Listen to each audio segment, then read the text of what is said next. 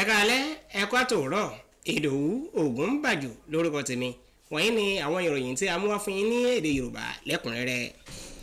Ààrẹ orílẹ̀-èdè Nàìjíríà Ààrẹ Bọ́lá Ahmed Tinubu ti ké sí àwọn ilé ìgbìmọ̀ asòfin àpapọ̀ láti ṣe ìjẹ́rìísí àti ìbuwọ́lù fún yíyan adájọ́ Adamu Ganduje gẹ́gẹ́ bí alága àjọ tó ń rí sí àlàkalẹ̀ ìhùwàsí. Ìbéèrè náà wà lára àwọn ìbánisọ̀rọ̀ mẹ́rin tí ààrẹ gbé kalẹ̀ fún àwọn ìgbìmọ̀ náà. Ààrẹ Bọ́lá Tinubu tún béèrè ní ilé ìgbìmọ̀ asòfin láti jẹ́rìísí àti fọwọ́ sí àbá Aminu Mukhtar gẹ́gẹ́ bí ọmọ ẹgbẹ́ ìgbìmọ̀ ti ilé-iṣẹ́ ìṣàkóso dúkìá ti ilẹ̀ Nàìjíríà. Àwọn ìbéèrè méjì mìíràn ni wọ́n tún gbéyàwó ní kíákíá bí wọ́n ṣe ń ṣe àtúpalẹ̀ ìkan tán ni wọ́n tún ń ṣe òmíràn.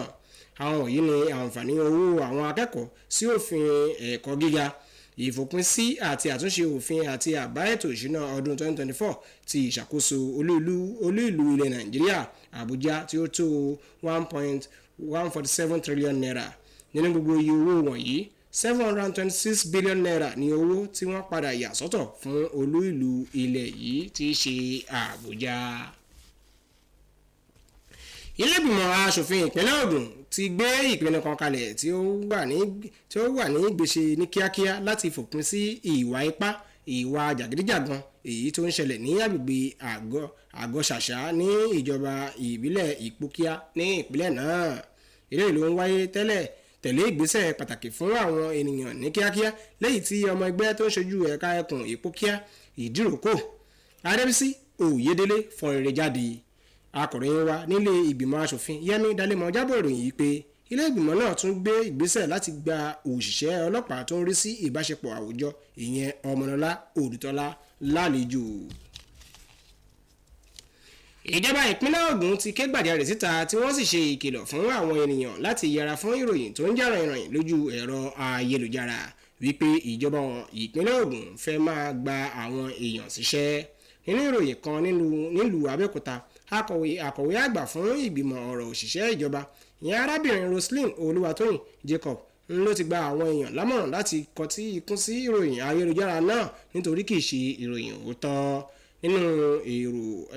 Nínú ẹ̀rọ orí ayélujára ni ìròyìn ti ṣe ìpolongo pé ìgbìmọ̀ náà ti pè fún olùbẹ̀wò tí wọ́n wá iṣẹ́ ìjọba láti gba ọ̀nà tó tọ́ pàápàá jùlọ ibi ààyè tí wọ́n ti ń ṣe ìforúkọsílẹ̀ ìyẹn fún ìgbanisíṣẹ́ ìjọba ní ìpínlẹ̀ Ògùn kí wọ́n yàgò níbi ìròyìn èyí tí ó ń ti ẹ̀rọ ayélujára wá wípé ìgbìmọ̀ ọ̀hún fẹ́ gba àwọn èèyàn síṣẹ́.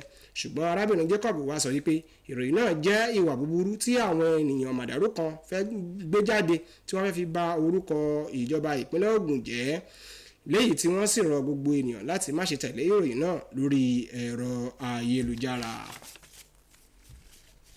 Ọ̀gá àgbà ilé iṣẹ́ tó ń ṣe àkóso ìwọléwọ̀de sí ilẹ̀ Nàìjíríà Kẹ́mi Nnanda ti ké sí gbogbo àwọn alákòóso tó wà lẹ́nu ìloro ìwọléwọ̀de káàkiri ìpínlẹ̀ kọ̀ọ̀kan tó múlẹ́gbẹ orílẹ̀-èdè mìíràn pé kí wọ́n tẹ̀lé àṣẹ àtòkèwá. Àṣẹ tí wọ́n nílò láti tẹ̀lé ní kí amọ́sá léyìí tí ààrẹ orílẹ̀-èdè yìí ààrẹ Bọ́lá Ahmed Tinubu pa wọ́n láṣẹ láti ṣí àwọn ẹnu ìloro ìyẹn ibodè yìí tó pa orílẹ̀-èdè Nàìjíríà àti orílẹ̀-èdè Niger Republic papọ̀ kí ètò ọrọ̀ ajé àwọn ìlú méjèèjì ó túbọ̀ máa tẹ̀síwájú sí i. Èyí ló ń wáyé lẹ́yìn tí ààrẹ Bọ́lá Tinubu ti ní òun ti gbẹ́sẹ̀ kúrò lórí ìjìyà tí wọ́n fi jẹ orílẹ̀-èdè Niger Republic tó sì pàṣẹ pé kí wọ́n ṣí gbogbo ẹnu ìloro ìyẹn ibodè tó bá pa orílẹ̀-èdè Nàìjíríà àti Niger Republic papọ̀. Lórí ọ̀rọ̀ ìpèníjà ààbò tó ń jà ròyìn nílẹ̀ ní ìpínlẹ̀ Ondo àti ìpínlẹ̀ Èkìtì, ìpínlẹ̀ méjèèjì tí ń jọ pètèpèrò àti ṣiṣẹ́ papọ̀.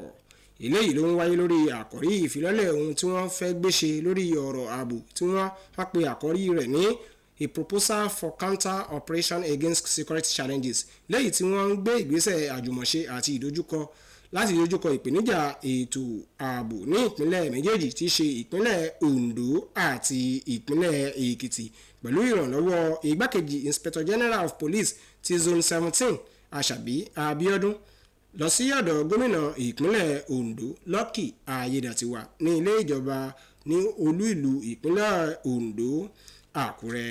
akọ̀ròyìn wa Olúbùkọ́lá Àdúwọ̀ ló jábọ̀ ìròyìn yìí.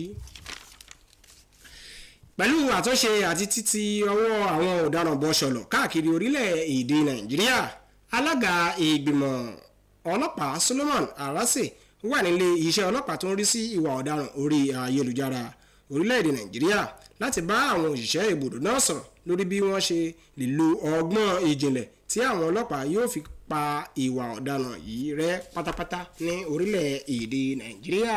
Akọ̀ròyìn wa Francis Fom ló jábọ̀ ìròyìn yìí. Níbi ni a ti máa mẹ́nu dúró fún ti ìròyìn wa fún talẹ́ tòní. Ẹ bá gbàgbé àti tẹ̀lé wa ní ojú òpó wa Facebook NTA Ijebu ode àti lórí YouTube. Ìdòwú Ògúnbàjò orúkọ tèmi. Ó dàárọ̀.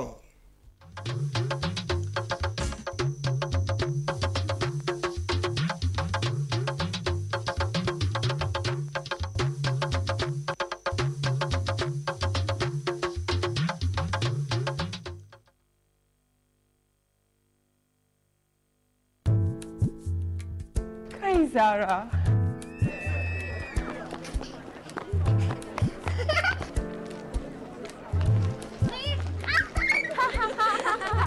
Come on. Come and help me. You can say that now. We'll be able to break our fast in this evening.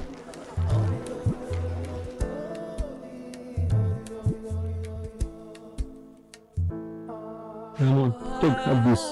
This is what you have to do. You understand? This is what you have to do. Zara. Ramadan, watan samun lada ne.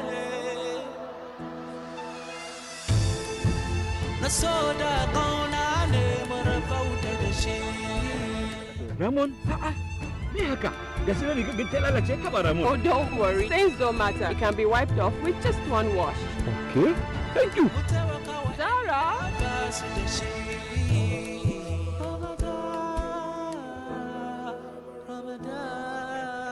Ramadan Kareem.